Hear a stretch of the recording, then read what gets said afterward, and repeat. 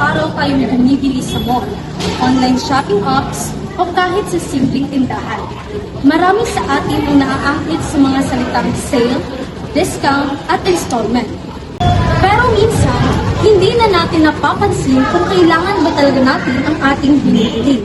At dahil dito, isang mahalagang tanong ang nabubuo. Sulit ba talaga ang binibili natin? Sa panahon ng online shopping at sunod-sunod na sale, mas nagiging madali ang paggastos. Isang pindot lang sa cellphone, maaari nang makabili ng kung ano-ano. Ngunit sa likod ng mga discount at installment offers, mahalagang maintindihan kung paano naaapektuhan ng ating desisyon ng ating pera. Upang mas maintindihan ito, nakapanayam ng aming grupo ang ilang mamimili tungkol sa kanilang karanasan sa pagbili. Para nimo, unsa man ang mas practical, ang cash or ang installment? Kung ako ang papilion is mas pilihan ako ang cash kay kung sa cash mong is kanang di na ka maproblema sa sunod nga adlaw or sunod nga month kung kanang asa ka og kwarta nga para pabayad nimo. Then sa cash is kanang dana kay kwarta nga ibayad lahos di para sa installment nga kanang sunod adlaw is manginahanglan pa ka or mangita pa kag kwarta para ibayad di mga anak. Mo para nako is mas So, pilihan mas ako okay ang ang cash. Kung ikaw, ma'am, kanang practical lang, unsay mas pilion nimo ang cash or ang installment? Para na ako ang pinaka ang installment kay dili ka mabuhatan kay inigabot nimo sa kanang due date niya gamay na lang imo makuan kay i-install man nimo every week muhatag ka antod ma-paid nimo kay sa cash nga buo nimo nga kwarta ihatag nimo kinsa o ka na pang makuan basi makuan pa nimo ang tibuok nimong kwarta di ba mas prepare ko sa installment.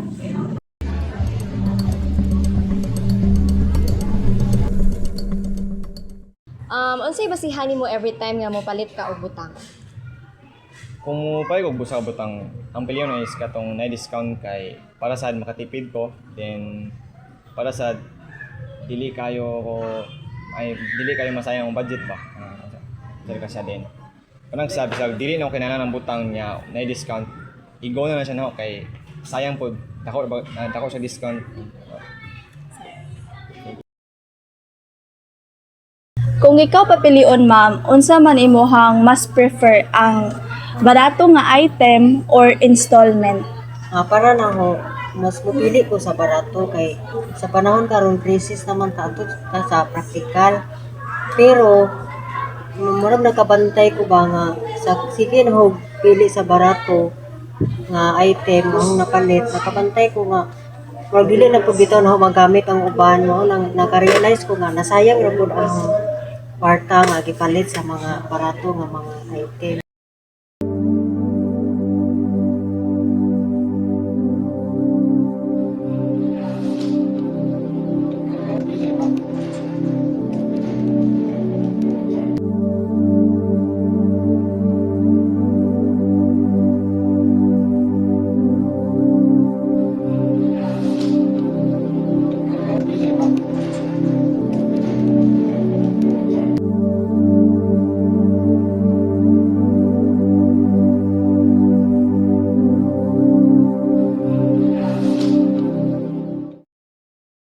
Sa bawat pagbili, ginagamit natin ang matematika upang malaman kung tayo ba ay tunay na nakatitipid o nakakagastos.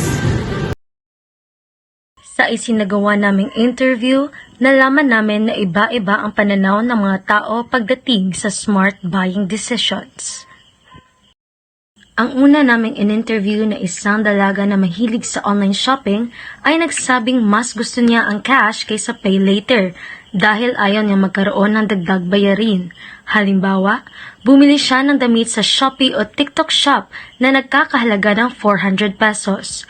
Kung cash, 400 pesos lang ang babayaran.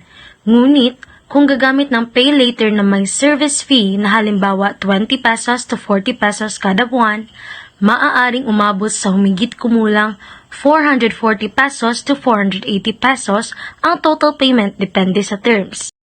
Sa sitwasyong ito, ipinapakita na kahit maliit ang dagdag, mas makakatipid pa rin sa cash at maiiwasan ang extra charges. Ang pangalawang respondent ay nagsabi na sa kanilang negosyo, halimbawa, kung ang produkto ay nagkakahalaga ng 600 pesos, pwede itong kunin ng customer at bayaran sa katapusan ng buwan. Ngunit, kung hindi mabayaran sa tamang due date, may 10% interest na idadagdag. Kaya ang 600 pesos ay magiging 660 pesos kapag na-late ang bayad. Ipinapakita nito na mas flexible ang installment, pero may dagdag na gastos kapag hindi nakabayad sa oras. Ang pangatlong respondent na college student ay nagsabing mas gusto niya ang discounted items. Halimbawa, ang notebook na 50 pesos ay naging 20 pesos, pero kung sobra ang nabili, maaaring gumastos ng 100 pesos kahit 40 pesos lang ang kailangan. Kaya, may 60 pesos na unnecessary spending. Ang pang-apat na clothing store vendor ay nagsabing mas pinipili niya ang murang items, ngunit minsan, mas nakakasayang kapag hindi nagagamit. Halimbawa, 450 pesos ang 3 murang damit kumpara sa 400 pesos na isang dekalidad na item na mas magagamit pa. Kaya naman, mas maiging pag-isipan muna ng mabuti ang bawat pagbili, i-compute ang kabuuang gastos at bumili lamang ng tunay na kailangan upang maiwasan ang pagsisisi at pag-aaksaya ng pera. Sa bawat pagbili, hindi ng pera ang hahayag, kundi ang tamang desisyon na makakaapekto sa ating pang-araw-araw na pamumuhay.